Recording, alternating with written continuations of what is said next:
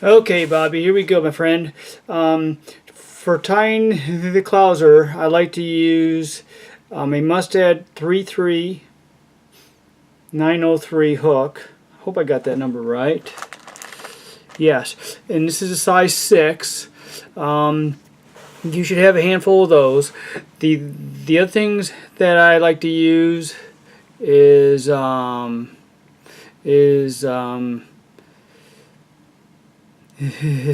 Zap, but this is the thin, and I like it because it really absorbs into the thread. You're going to need a dumbbell eye, uni yarn, and this is in the color Chinese red, some crystal flash, and I'm going to use lime green in this case, and of course some Arctic Fox. I'm going to use white and chartreuse because if you're going to make a Clouser, it isn't important what the color is as long as it's white and chartreuse. So, if you bear with me, we'll get started. I'm gonna put a small drop of the super glue on my hook, and I'm talking a small drop. Okay, it's just like with the deer hair. I don't want this thing to move once I tie in that eye. So we're going to start our thread and stop it right here at the bottom of the first bump.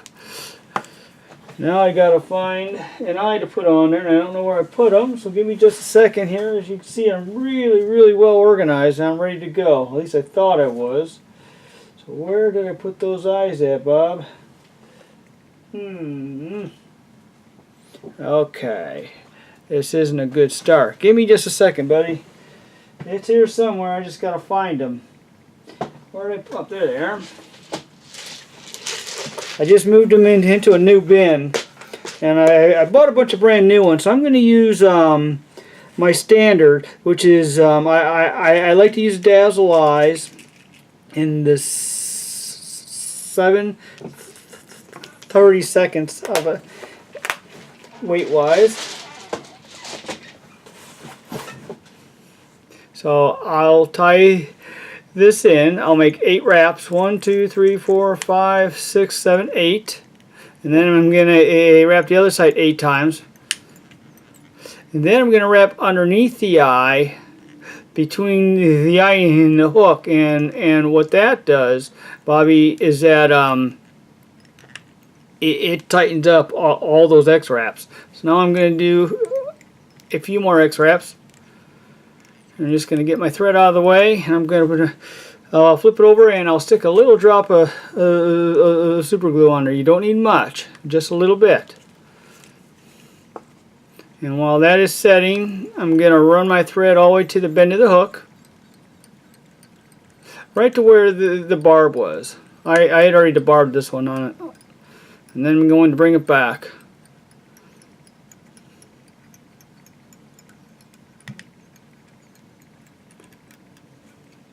And this eye, it should be solid. I shouldn't be able to move it, and I pretty much can't. Now, with working with this this Arctic Fox, I like to cut it into strips. I don't know if that's going to show up or not, but it's easier to work with this way. This way, all I got to do is grab what I want to use, about like that. And I'll cut it off right at the hide, as close as I can get it up to that hide. Now I'm going to comb out the underfur in this stuff, so I'm going to use a tick comb.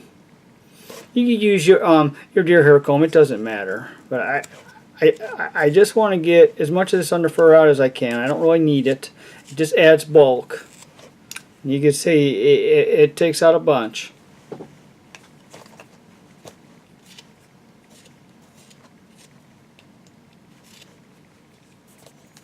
Alright, this is going to be our belly, because with the hook how it's tied in, it's going to ride like this.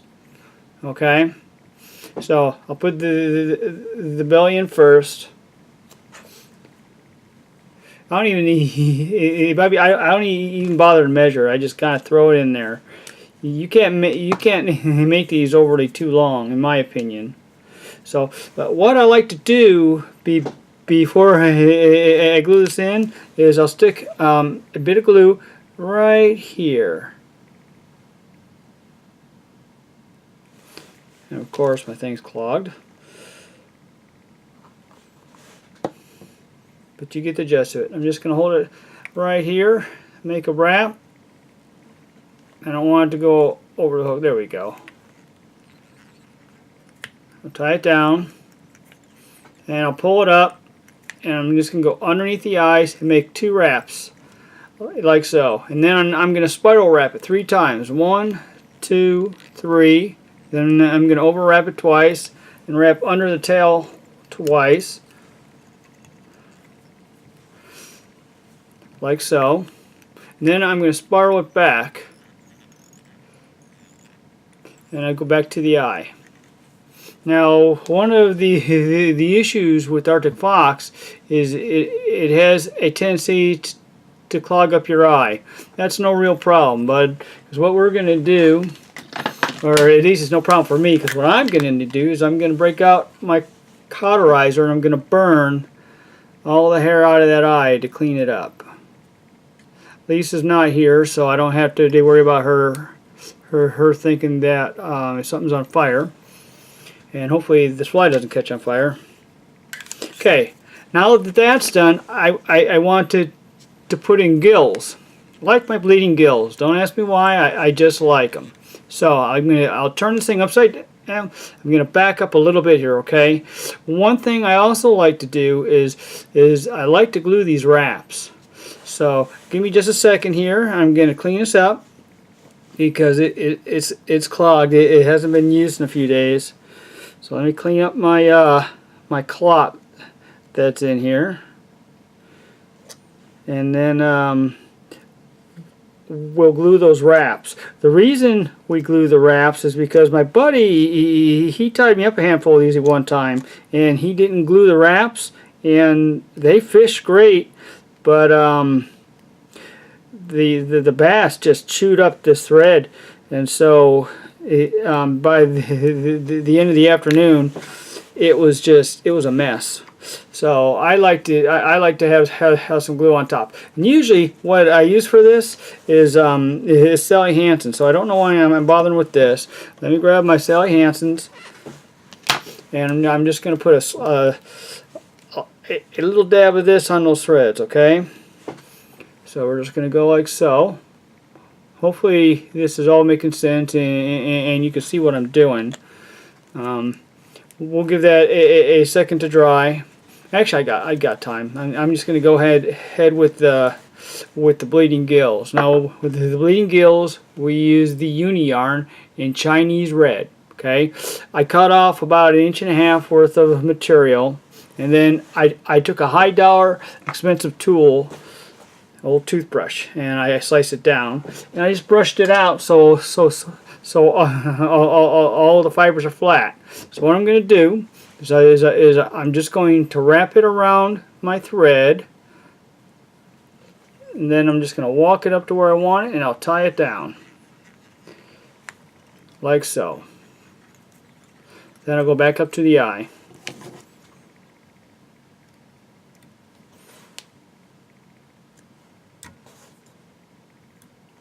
Alright, now then we're going to add our flash, and I use 3 pieces of crystal flash, and I want the flash to be longer than my tail material, okay, so just slightly longer.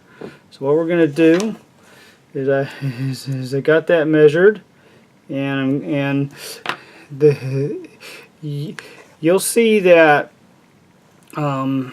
I have a long part on here and a short part. The long part's going to go beyond the tail, but the short's only going to go right up to about a gap beyond the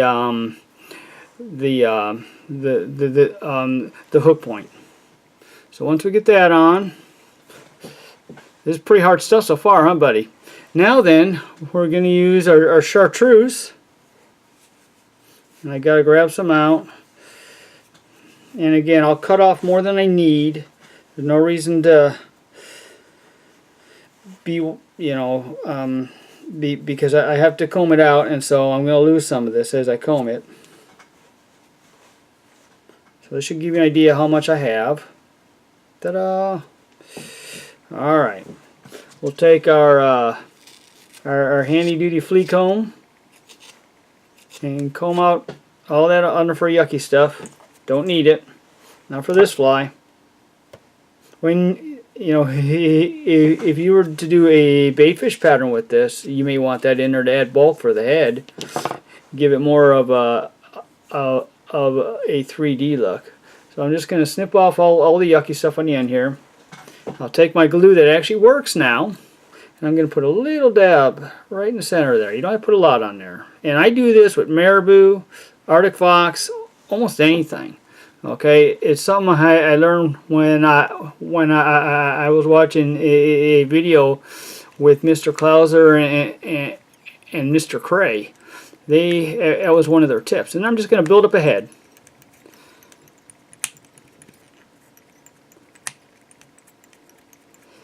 And then what I'm going to do is I'm going to grab a whip finishing tool and I'll whip finish this bad boy off. And I think I already mentioned the eyes I'm using here are dazzle eyes. Nothing fancy. You can use any eye you want, buddy, as long as it's lead and it's dumbbell. And the only thing that the weight of the dumbbell does is to affect your sink rate. So if you want it to sink slower, you use a lighter weight. If you want it to sink faster, you use a bigger dumbbell eye. But this is it. This fly is done. What I'm going to do is I'm going to put 2 coats of Sally Hansen's on this face.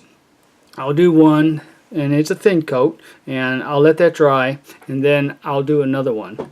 And what I like to do is I have some of my daughter's old hair thingies, and I'll just grab this hair and squish it down. That way it's out of my way and I can work. So I hope this helped, and this is an awesome fly. When I fish it, what I'll do excuse me, is I'll cast it out there and I'll go 1, 2, and then a long 1, 2, long, and usually on that long, that's when they hit. So I hope this helps. If you've got any questions, you have my number, and I'd love to talk with you. So you have yourself a great day, and I'll talk to you later. Bye now.